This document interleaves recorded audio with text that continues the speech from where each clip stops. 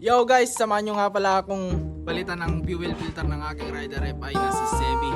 Kaya tuturuan ko kayo kung paano magpalit. Let's go.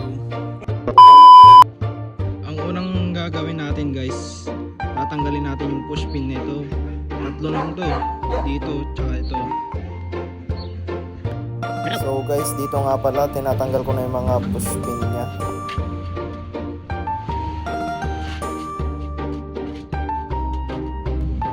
Pagkatapos yan guys, tanggalin nyo to guys. Kasi ito guys, pwede na natin tanggalin tong cover nya.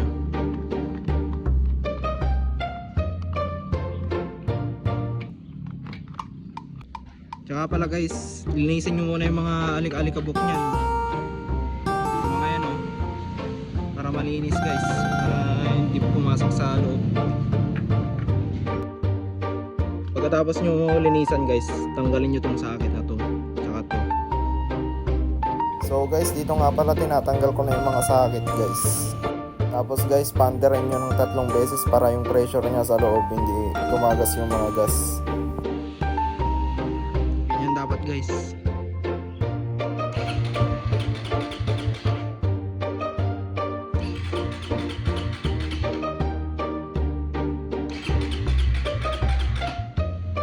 Okay na yun guys.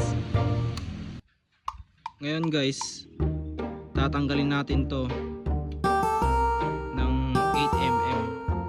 Ngayon pag natanggal nyo na guys, pwede nyo nang hugutin to ng dahan-dahan. So dito guys, inuugot ko na ng dahan-dahan kasi syempre baka magka-apelya pa. So guys, natanggal ko na. Pag natanggal nyo na guys, dito nyo tanggalin guys. Yan. Yan. Yan mo tatanggalin. Tapos papalitan mo na. So guys, tinatanggal ko na nga pala yung lumang fuel filter nya.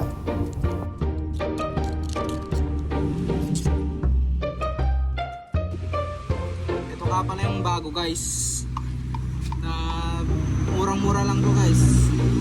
Kada 12k yung takbo motor nyo. Palitan nyo yung fuel filter. Guys, so, sobrang dumi. Compare nyo sa bago.